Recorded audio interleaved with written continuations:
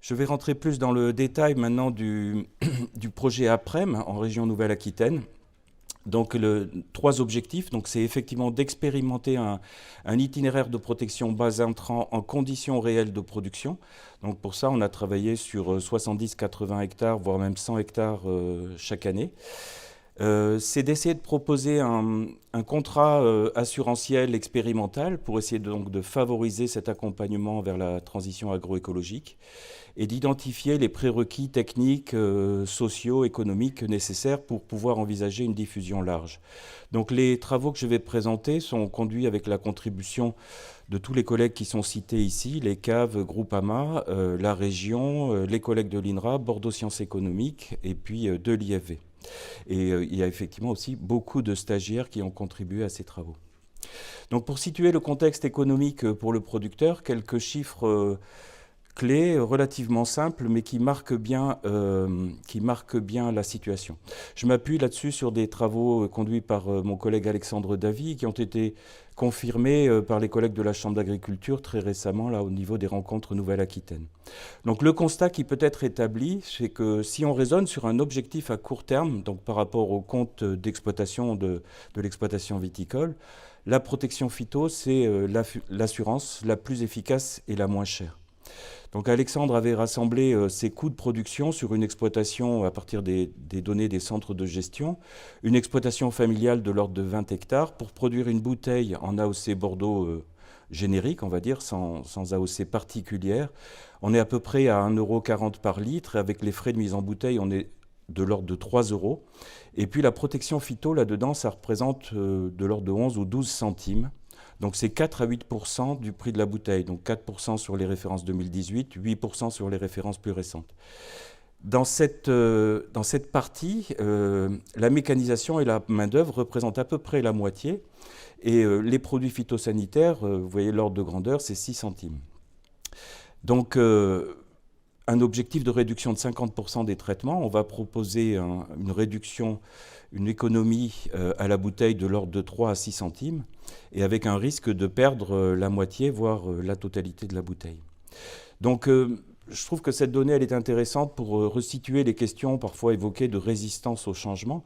En fait, c'est simplement du bon sens dans la façon dont le système est conduit aujourd'hui et depuis une construction qui remonte grosso modo à la fin de la Seconde Guerre mondiale. Donc tout le système est basé sur des cépages qui ont été sélectionnés sur les qualités organoleptiques et le produit phytosanitaire fait partie intégrante du système. Bien évidemment, ce système, il a des coûts cachés. Ce n'est pas une invitation à augmenter les prix des phytos ou les taxes, mais c'est un constat.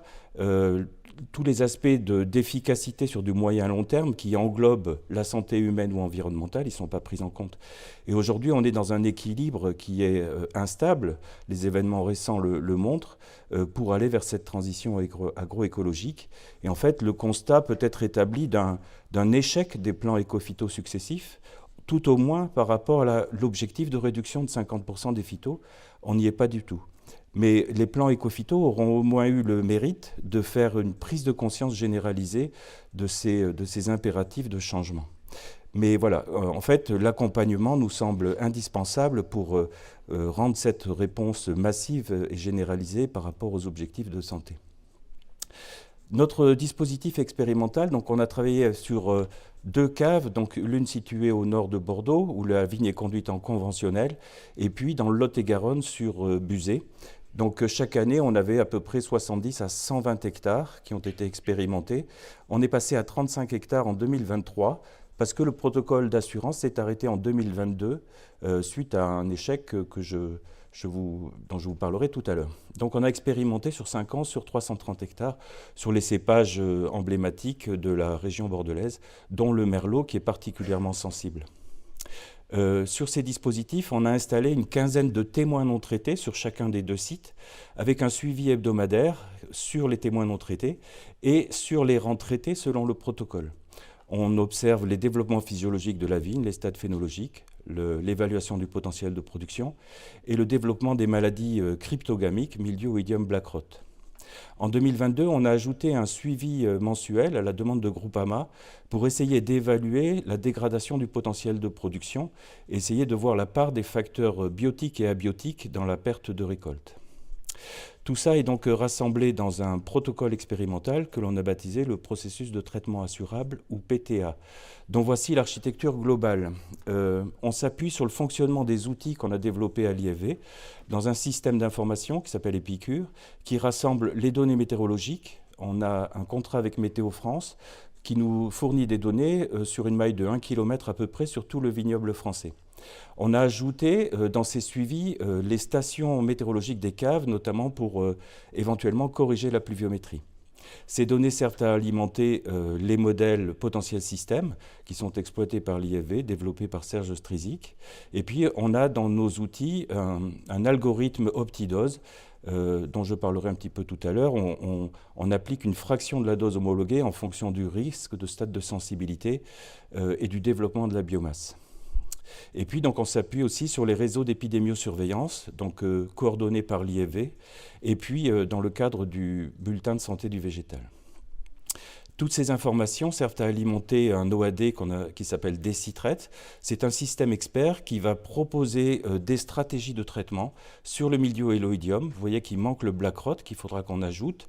Pour l'instant, le black rot était géré par rapport aux effets secondaires du produit anti-mildiou ou anti-oïdium appliqué. Et puis, sur cet outil qui est commercialisé, on a développé des règles de décision spécifiques au protocole PTA et au projet.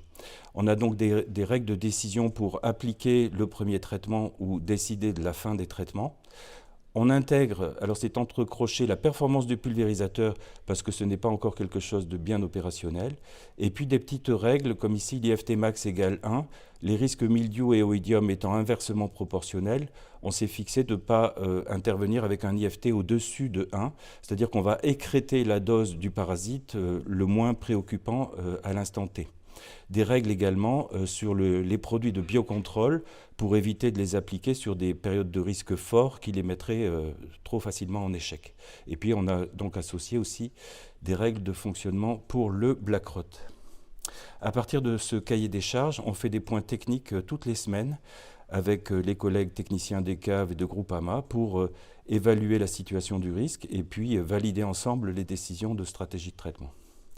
Pour rentrer un petit peu plus dans le détail, mais assez rapidement, la règle de décision, par exemple, du premier traitement mildiou, donc DECITRAIT et les modèles potentiels systèmes nous donnent une classe de risque épidémique. On a 4 classes. À partir de là, il y a une dose qui est proposée en pourcentage de la dose homologuée, qui est fonction donc du risque d'abord, du stade de sensibilité de la plante et du développement de la biomasse. Et donc cette stratégie est proposée par DECITRAIT. On la corrige par une stratégie supplémentaire. Vous voyez ici les 4 classes de risque. Si on est sur un risque faible, on attend l'apparition des premiers symptômes sur le site expérimental pour déclencher le traitement. S'il est un peu plus fort, on attend la détection du premier symptôme sur le secteur de la cave coopérative.